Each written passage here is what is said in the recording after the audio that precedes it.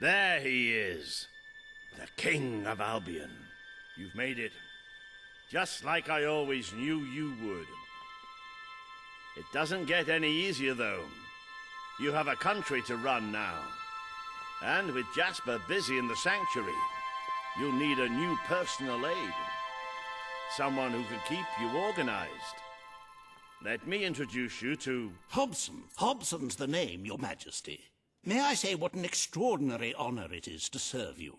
I have a vast wealth of experience, I assure you, though I have yet to experience vast wealth.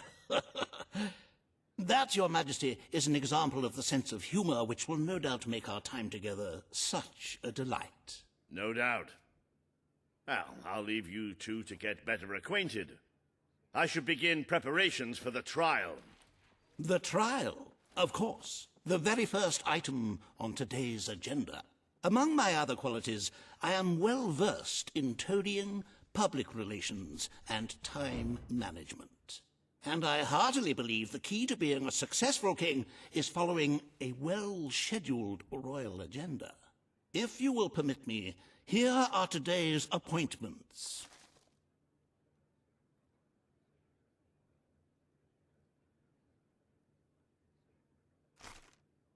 I'm sure you will do a marvelous job presiding over your brother's trial, which, as I said, will be your very first royal duty.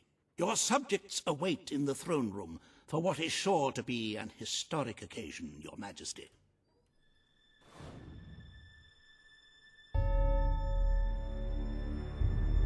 Which I'm sure you will, of course.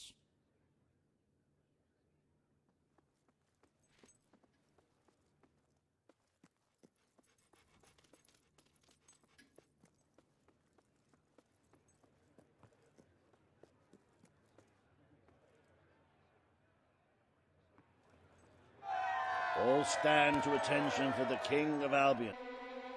Logan, former King of Albion, you stand accused today of crimes against the kingdom and its people. Those who brought you to justice will now speak. There's not a soul alive in the kingdom who hasn't suffered for his glory, and plenty who've died for it. I says, let him have some death of his own. Look, I'm not one for lopping people's heads off, but we saw Major Swift executed like it was a bloody circus act. He deserves nothing less as far as I'm concerned. But aren't we better than that? Isn't that why we fought to be here now? I've seen what Logan has done to this city. People starving to death, children forced to work.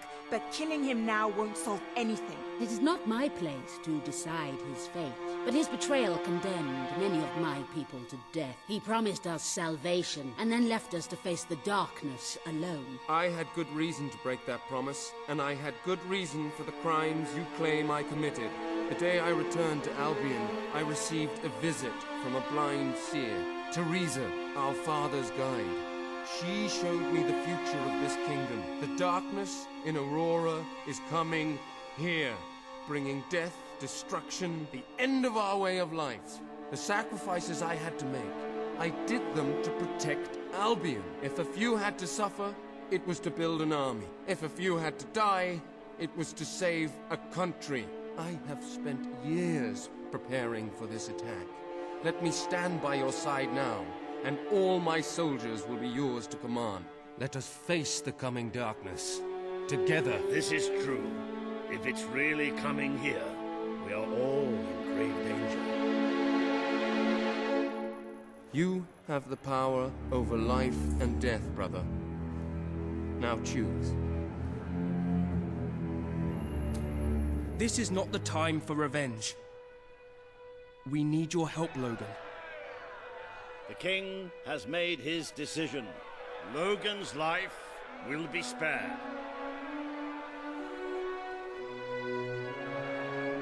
I know you will never forgive me for the things I've done. You told me so once, remember? Of course I do. But what matters now is that we defend our land. The castle is yours, and so is the throne. I'm glad to be rid of them.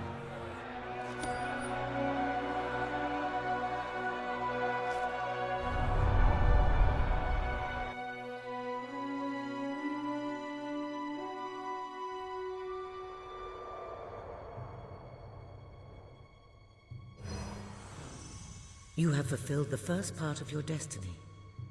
You were little more than a child when you left the castle. You have become a hero, a leader, and now, finally, a monarch. But your journey is not yet done. Now you are king.